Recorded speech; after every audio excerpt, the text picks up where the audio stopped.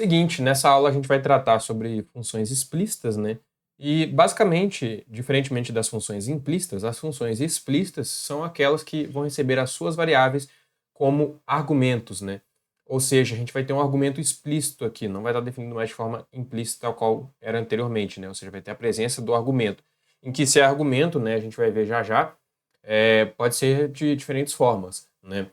Aí, um ponto que vale deixar claro já é que, em geral, é recomendado usar a atribuição atrasada para poder evitar conflitos com símbolos pré-existentes. Só que tem casos, né, que você pode definir uma função explícita de forma imediata ou usando a atribuição atrasada, que não vai ter problemas e muitas divergências, né? A gente vai ver isso aqui agora.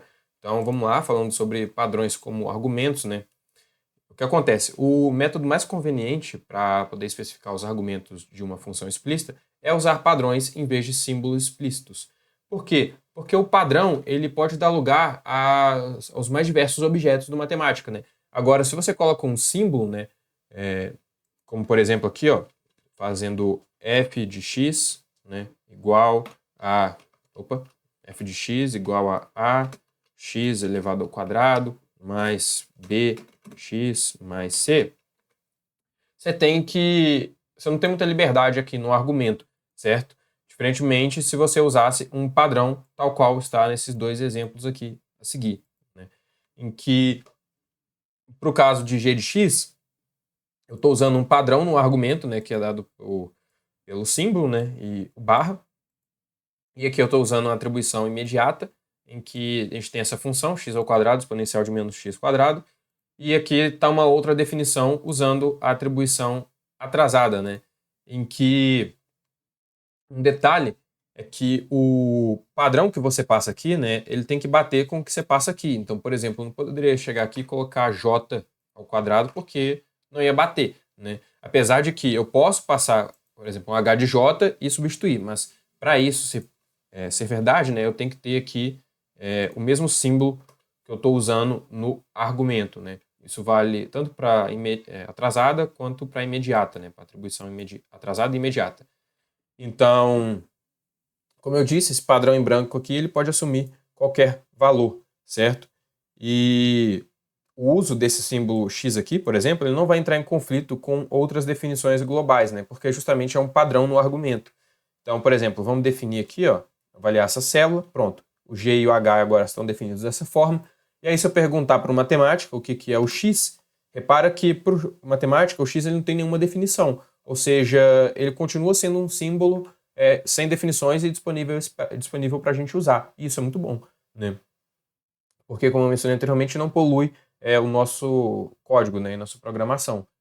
Bom, aqui então a gente pode chamar g de x, por exemplo, né, h de x, e a gente vai ter os mesmos resultados. Então, repara que para essa função aqui a gente não teve problemas devido à forma de atribuição, né, se é atrasada ou imediata, né. Mas tem alguns casos que isso pode dar problema, a gente vai ver já já. Agora, por exemplo, a gente poderia chamar g de y também, né, em que matemática faria para a gente, ou h de y, em que ele substitui o x pelo y, certo? Agora, isso não aconteceria se eu definisse, por exemplo, uma função f de x, né, tal qual eu tinha feito anteriormente, ó, vamos lá. Se eu chamasse f de x, vou usar a atribuição imediata aqui, tá? Só por exemplo, eu vou usar só essa função aqui, ax quadrado. Aliás, vou usar a mesma aqui, ó, só para vocês verem. Bom, se eu tivesse feito dessa forma, ou seja, sem passar no argumento um padrão, repara o que acontece. Eu tenho aqui f de x dessa forma, certo? Só que se eu chamasse, por exemplo, f de y, a gente não teria a substituição aqui, né? Tal qual a gente teve neste caso aqui, porque, de novo, o argumento não é um padrão, beleza? Agora, deixa eu limpar f, né? Limpando f, pronto. Apagar aqui essas células e beleza. Continuando, a gente poderia também chamar aqui, no caso de g e h, por exemplo, falar g de 2, chamar g de 2, chamar h de 2, né? E a matemática não teria problemas em avaliar para a gente essa função, né? Cujo argumento seja 2, né? O argumento seja algo numérico. também se a gente passasse um argumento em que a gente tem um número aproximado, a matemática também dá conta de avaliar, né, sem nenhum problema. De forma semelhante também, se a gente passasse no argumento aqui uma string de texto, né, esse trem aqui, a gente tem aqui essa função muito mineira, né, trem quadrado elevado a menos trem quadrado. Então, a gente vê aqui, ó, a gente pode puxar a forma completa dessa função, né, g de trem, e a gente vê aqui a forma completa em termos das funções, né, que é basicamente aquela função que a gente definiu aqui, ó, só que escrita completamente em termos de funções da matemática, como times, power, enfim. A gente também pode usar uma função como argumento, né? A gente não precisa usar somente strings, símbolos, números aproximados. A gente pode usar também funções, como por exemplo aqui, ó, g de z. A matemática faz para a gente, reconhece. Então, passar as definições em formato de padrão ajuda muito, né? E deixa bem aberto a função, né? Agora, repara que a gente pode construir também funções de mais variáveis, né? Em que, no caso aqui, eu estou construindo outras duas funções com duas variáveis, né? X e y, em que eu estou passando o x e o y também em formato de padrão, né? Em que aqui a gente tem o g, né? E a gente tem o h. A única mudança que eu estou fazendo aqui é na definição, sendo de atribuição atrasada e atribuição imediata, né? Então, avaliando aqui, ó, repara que eu defini g e h, certo? Só que eu já tinha definido g e h anteriormente, né? Em termos de um padrão só. Aqui, ó, né? Tinha definido anteriormente. Então, será que vai dar problema? Não vai dar problema. A gente vai ver já já o porquê. Mas, por exemplo, vamos avaliar aqui, ó, pegar essa lista com essas avaliações aqui para g, né? Pegando g de xy, g de x0, g de x2 e assim por diante, né? A gente vê que o matemático ele não tem problema de executar isso e ele reconhece, então, que g de xy é isso daqui, né? E aí ele substitui o x pelo x, né? Aqui, no caso, e o x aqui, e o y pelo y, certo? Então, a função está funcionando corretamente. Da mesma forma, a gente tem para o h, certo? A função h também está funcionando corretamente, tal qual a g. Então, aí vem aquela questão que eu tinha levantado anteriormente, que era por que a gente não usou então um símbolo diferente para essa nova função? Porque a gente já tinha definido g e h como aquelas funções de uma variável, né? Por que agora a gente pode usar o g e o h para definir funções de duas variáveis? Porque o matemática ele é muito bom em reconhecer padrões, né? De forma que a gente tem, como o matemática ele é bom em reconhecer padrões, ele percebe que, como a gente tem dois argumentos aqui, ó, ele deve usar essa definição, né? E não essa definição aqui, que tem um argumento só. E, de fato, a gente tem aqui, por exemplo, se a gente chama g de z agora, a matemática está usando a definição anterior para g, né? E não essa daqui, certo? Então, o matemática, ele armazena as regras associadas a cada símbolo e, então, ao avaliar expressões, verifica suas tabelas de regras em busca de quaisquer regras associadas aos símbolos que aparecem naquela expressão, né? E de forma que, então, a regra apropriada é selecionada por correspondência de padrão. Ou seja, o matemático ele é hábil em reconhecer os padrões que você passa para ele. E vamos ver aqui, ó, por exemplo, perguntar para a matemática o que é G, né? Repara que a gente tem duas definições para G. G de x, né, com um argumento, e G de xy com, no caso, dois argumentos. E aí, então, uma matemática vai perceber quando ele tiver que usar G de x e quando ele tiver que usar G de xy, né? Porque para você obter G de xy, você vai ter que passar dois argumentos. Aí a matemática vai usar essa definição. Ele não vai usar essa. De forma semelhante, se você passar somente um argumento, a matemática vai usar essa definição e não esta daqui, né, com dois argumentos. Então, não há conflitos porque os padrões eles são únicos, certo? Agora, se você pedir para a matemática avaliar G para um padrão desconhecido que você não definiu, a matemática não vai avaliar, porque ele não sabe que padrão que é esse. Então, a gente tem que a expressão permanece não avaliada.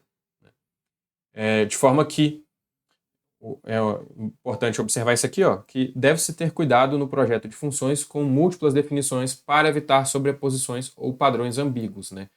Então, não é recomendado, de certa forma, fazer isso, mas dá para fazer e o matemático ele entende, né? Falando agora sobre atribuição atrasada, conforme eu mencionei anteriormente, em geral a atribuição atrasada ela é mais vantajosa na hora de se definir uma função, né? Em comparação com a atribuição imediata, né? Que assume essa forma aqui, né? O lado esquerdo é igual ao lado direito, certo? Por quê? A gente vai ver isso agora com esses exemplos. Vamos olhar para esse exemplo aqui, ó, que eu estou definindo essa função plot function, né? Com esses argumentos aqui, né? Que a gente tem aqui o padrão f, né? E essa lista aqui na segunda entrada do argumento, né? Que a gente tem aqui o padrão x mínimo, padrão x máximo, né? E aqui a gente tem a função, que é basicamente uma função de plot de gráficos, né? Em que aqui a gente passa a função, aqui a gente passa o x, que é a variável, né? Aqui o x mínimo e o x máximo, né? Ou seja, de quanto a quanto a função vai, né? E, bom, repara que então, definindo essa função, a gente não tem nenhum problema, a função foi definida. E aí a gente pode usar ela aqui abaixo, né? Em que eu ploto, no caso, a função de área, que é uma função especial, e passo aqui, no segundo argumento, né? A variável, né, que é x, e a gente quer o gráfico, então, de menos 10 a 10, né? Aí, fazendo isso, a gente tem o gráfico aqui bonitinho e a nossa função funcionando normalmente, certo? Agora, se eu tentasse definir essa mesma função aqui, ó, usando a atribuição imediata, a gente teria um problema. Por quê? Porque nem a derivada e nem o gráfico, eles podem ser construídos antes que uma escolha específica de f esteja disponível, né? Então, de fato, se eu construir outra função aqui, como por exemplo bad plot function, em que é a mesma função anterior, né, só que a única coisa que está mudando é a atribuição, que está sendo imediata, repara que o matemática vai dar um erro, né, e ele não define a função corretamente. Ele só vai conseguir entender o que é a função quando eu passar para ela os seus argumentos, né, aqui, ó, a função de array, né, no caso, e é aqui essa x menos 10 e 10, né, essa lista aqui, falando qual que é a variável e o intervalo no qual ela varia. Então, fazendo isso, né, passando os argumentos, aí sim a matemática entende o que é para ser feito, né? Antes disso, não. Então, a atribuição atrasada possui uma vantagem em relação à atribuição imediata em muitos casos. Uma outra coisa em relação à atribuição atrasada é que o risco de conflito com os símbolos pré-existentes ele é reduzido, né? Então, como eu falei, né, a atribuição atrasada ela é recomendada para a maioria das funções.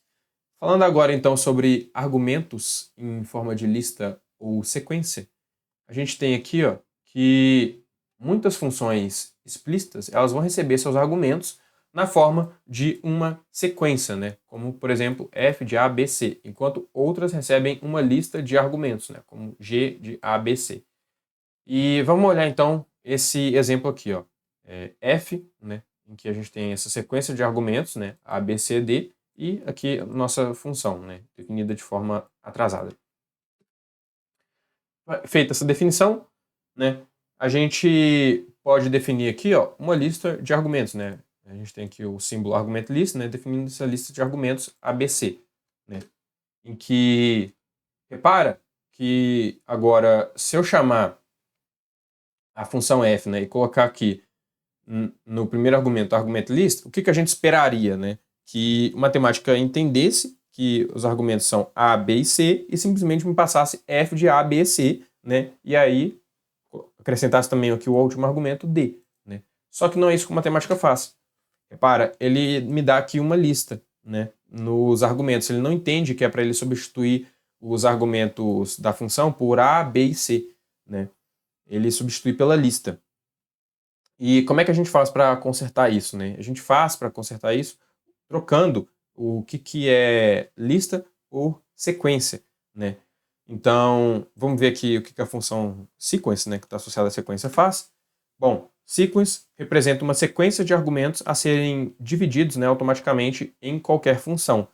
E aqui list, né, é simplesmente uma lista de elementos, né, em que, se a gente for pegar aqui a forma completa de argumento list, né, esse símbolo que eu defini aqui, a gente vê que ele é uma lista, certo?